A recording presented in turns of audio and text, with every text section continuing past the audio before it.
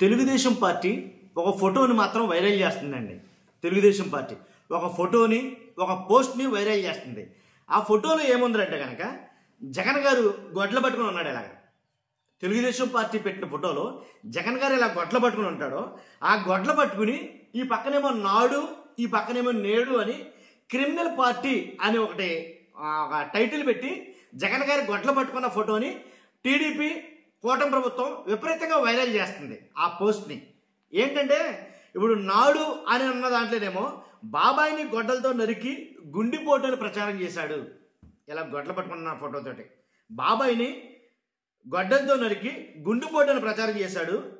అది నాడు అని పెట్టారు. నేడు అని ఏం పెట్టున్నారంటే, తిరుమల హుండీ చోరీ నిజాలు చెప్తున్న టీటీడీ మాజీ ఏవీఎస్ఓని చంపేసి ఏదైతే బలవన్మరణం అని ప్రచారం చేస్తున్నారు. ఏదైతే నిన్న జరిగినటువంటి ఏవీఎస్ఓ సతీష్ కుమార్ గారు ఎవరైతే ఆయన చనిపోయాడో ఆయన్ని సతీష్ కుమార్ ఆయన్ని ఏం చేస్తున్నారంటే జగన్ గారు చంపేశారండి ఒక మొక్కలో, లేదా కూటమి ప్రభుత్వం చంపించేసిందని అలా ఒక ప్రచారం అయితే జరుగుతుంది. ఆ ఫోటో చూస్తారు ఒకసారి, ఆ ఫోటో చూపిస్తాను చూడండి. ఇది కనిపిస్తుందా? ఇప్పుడు కనిపిస్తుందా క్లియర్గా? ఓకే, చూస్తారు కదండి ఫోటో, గొడ్లు పట్టుకున్న ఫోటో. దీని గురించే మనం మాట్లాడబోతున్నాం.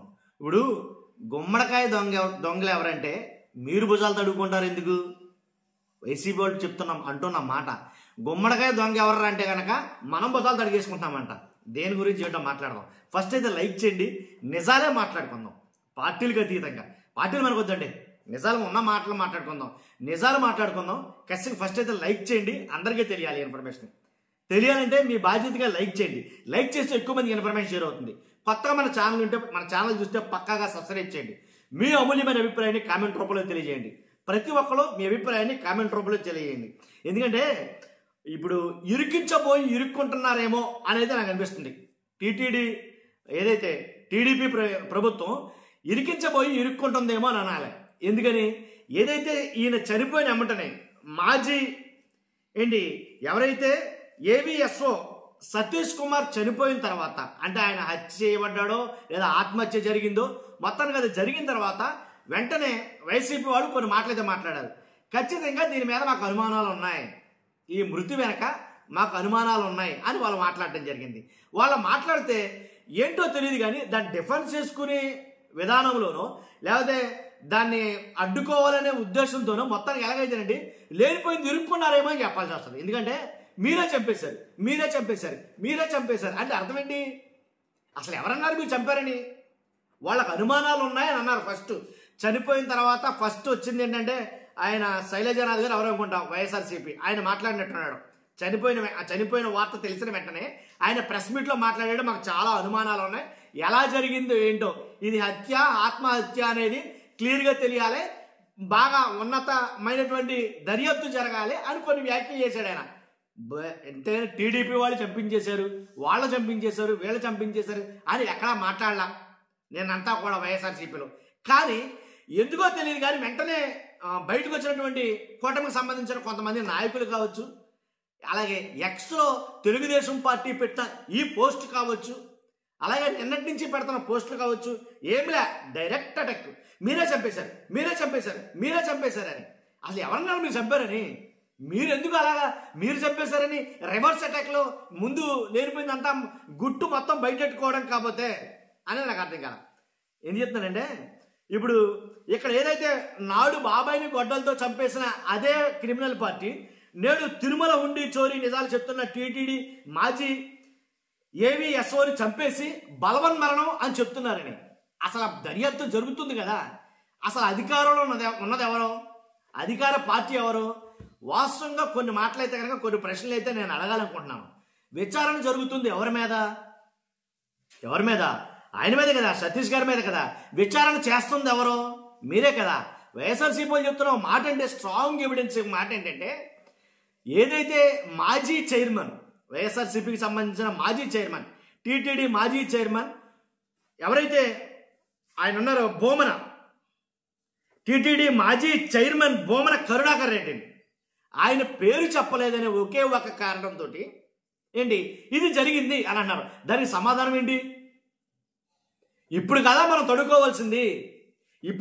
తడుకోవాల్సింది, మరి ఎందుకని నిన్నటి నుంచే తొందరపడి ఒక కోయిల ముందే కూసింది అన్నట్టుగా ముందే మనం అవతోడి మీద నువ్వే చంపేశావంటే అది నిజమైపోద్దా? ఎందుకే ఎలా కంగారు పడుతున్నారు? అసలు ఎవరన్నారు వీళ్ళు చంపారని?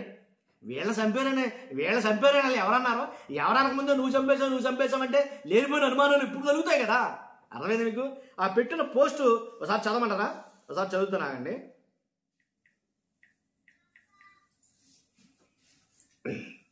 ఏంటంటే తెలుగుదేశం పార్టీ అఫీషియల్గా తన ట్విట్టర్ ఖాతాలో పెట్టినటువంటి పోస్ట్ అండి ఇది.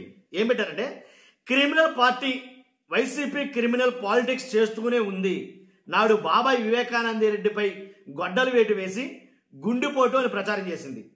నేడు తిరుమల హుండీ చోరీ కేసులో నిజాలు వెల్లడిస్తున్న మాజీ ఏవీఎస్ఓని చంపేసి బలవన్ మరణం అని ప్రచారం చేస్తుంది. ఏమో అతను నిజాలు చెప్తున్నాడనో లేదా చెప్పమన్న పేర్లు చెప్పట్లేదని చంపేశారో ఏంటో తెలీదు. మొత్తంగా చావో లేదా ఆత్మహత్యో అనేది తెలియాలి. కాబట్టి అని ఈ రకంగా తెలుగుదేశం పార్టీ తన ఎక్స్ ఖాతాలో ఒక పోస్ట్ పెట్టి దాని కింద వైసీపీ క్రిమినల్ పాలిటిక్స్ అని హ్యాష్ ట్యాగ్ ఇచ్చి తర్వాత క్రిమినల్ పార్టీ క్రిమినల్ పాలిటిక్స్ అని ఒక బొమ్మ అయితే కనుక వేసింది, ఒక ఫోటో అయితే కనుక. నాడని ఒకటి, నేడని ఒకటి జగన్ గారి గొట్టలు పట్టుకుంది. అర్థమైందిగా? ఇది అయితే దీనికి వాళ్ళేం ఊరుకోవట్లా, వైసీపీ వాళ్ళు కూడా ఏం ఊరుకోకుండా ఎందుకు మీరు గుమ్మడికాయ దొంగ అవడంటే భుజాలు తడుకుంటున్నారో అని ఒక సవాల్ విసురుతున్నారు వైఎస్ఆర్సీపీ పార్టీ వాళ్ళు. ఏం తగ్గకుండా ఒక సవాల్ విసురుతున్నారు.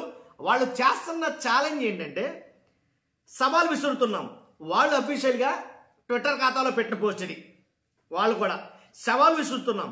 సుప్రీంకోర్టు జడ్జి పర్యవేక్షణలో సిబిఐ విచారణకు సిద్ధమేనా? వినపడుతుందా? ఇప్పుడు సవాల్ విసురుతున్నాం. సుప్రీంకోర్టు జడ్జి పర్యవేక్షణలో సిబిఐ విచారణకు సిద్ధమేనా?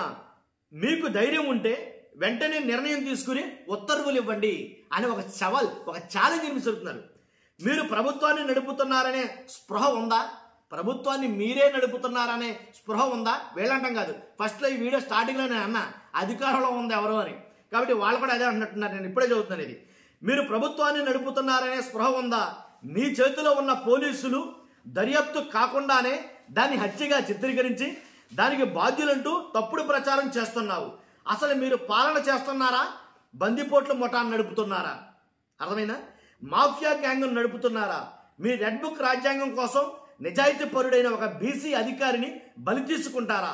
అధికారం మీ చేతిలో ఉందని, మీ చేతిలో మీడియా ఉందని ఇంతలా బరి తెగిస్తారా? అసలు సతీష్ కుమార్ చేసిన నేరం ఏంటి? పరకామణిలో చోరీ చేసిన వ్యక్తిని పట్టుకోవడం నేరమా? ఎందుకంటే ఇదే సతీష్ కుమార్ తన కేసుని తను హ్యాండిల్ చేస్తున్నప్పుడు రవి అనే వ్యక్తిని పట్టుకోవడం జరిగింది.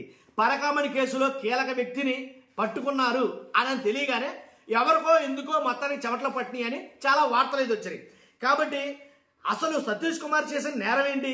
పరకామణిలో చోరీ చేసిన వ్యక్తిని పట్టుకోవడం నేరమా? దీనికోసం విచారణ పేరిట అతన్ని వేధిస్తారా ఏంటి? ఎన్నిసార్లు అతన్ని విచారణకు పిలిచారు? ఎన్ని గంటలు వేధించారు? ఈ ప్రశ్నలకు సమాధానాలు చెప్పగలిగితే చెప్పొచ్చు మీలో ఎవరైనా. ఎన్నిసార్లు అతన్ని విచారణ పిలిచారు? ఎన్నిసార్లు అతన్ని వేధించారు? ఇప్పుడు అంతేకాదు, ఎన్ని గంటలు వేధించారు? మీరు ఏమని ఒత్తిడి చేశారు? ఎవరు పేర్లు చెప్పాలని ఒత్తిడి చేశారు? పాయింట్కి వచ్చేసారేమో. ఏదైతే మాజీ టీటీడీ చైర్మన్ ఎవరైతే ఉన్నారో బొమ్మన కరుణాకర్ రెడ్డి, ఆయన పేరు చెప్పమని చాలా ఎక్కువగా ఒత్తిడి చేశారంట ఈ సతీష్ కుమార్ గారిని. కాబట్టి నేను అతని పేరు చెప్పను, అతని దీంట్లో లేడు కాబట్టి నేను ఆ పేరు చెప్పలేను అని అన్నాడని వీళ్ళు మాట్లాడుతున్నమాట. కాబట్టి ఇంకా కొంతమంది వైసీపీ నాయకుల పేర్లు చెప్పమని ఆయన చెప్పనన్నాడని ఆయన మీద విపరీతమైన ఒత్తిడి తీసుకొచ్చి ఆయన విపరీతంగా ఇబ్బంది పెట్టారని, కాబట్టి వేధించారని మాట్లాడుతున్నారు. ఎన్నిసార్లు అతని విచారణ పిలిచారు? ఎన్ని గంటల పాటు వేధించారు? మీరు ఏమని ఒత్తిడి చేశారు? ఎవరు పేర్లు చెప్పాలని ఒత్తిడి తెచ్చారు? మీకు ధైర్యం ఉంటే వివరాలు బయట పెట్టగలరా? అర్థమైందా? అంతేకాదు, మీ రెడ్ బుక్ రాజ్యాంగానికి సహకరించలేదని తిమ్మిని బమ్మిని చేసి, మీ రెడ్ బుక్ రాజ్యాంగానికి సహకరించడం లేదని తిమ్మిని బమ్మిని చేసే ప్రయత్నం చేస్తారా? సిగ్గులేని పార్టీ మీది అని ఒక పోస్ట్ అయితే కనుక ఛాలెంజ్ చేస్తూ, సవాల్ చేస్తూ వైఎస్ఆర్ కాంగ్రెస్ పార్టీ తరపు నుంచి ఒక సవాల్ని, ఒక ఛాలెంజ్ని విసిరారు. ఎప్పుడు? వీళ్ళు ఒక పోస్ట్ పెట్టిన తర్వాత తెలుగుదేశం పార్టీ వాళ్ళు ఒక పోస్ట్ పెట్టారని చెప్పారు కదా. Criminal party criminal politics Jagan గారు గొట్ల పట్టుకున్నది. ఓ పోస్ట్ పెట్టారని కదా, ఆ పోస్ట్ పెట్టిన తర్వాత సవాల్ విసిరారు, ఛాలెంజ్ చేస్తారు, కొన్ని ప్రశ్నలు అయితే సంధించారు. నిజంగా గొక్క తిప్పుకోకుండా కొన్ని ప్రశ్నలు వేశారు. ఆ ప్రశ్నల సమాధానాలు చెప్పగలిగితే కనుక సిబిఐ స్వతంత్ర దర్యాప్తు సంస్థ ఏదైతే ఒకటి ఉందో, లేదు ఒక జడ్జి, ఒక రిటైర్డ్ జడ్జి ఆధీనంలో ఒక కమిటీ అయితే వేసి మీరు దీన్ని దర్యాప్తు చేయగలరా, విచారణ చేపట్టగలరా, మీకు ఆ దమ్ముందా అని అయితే కనుక వైఎస్ఆర్సీపీ మాట్లాడుతుంది.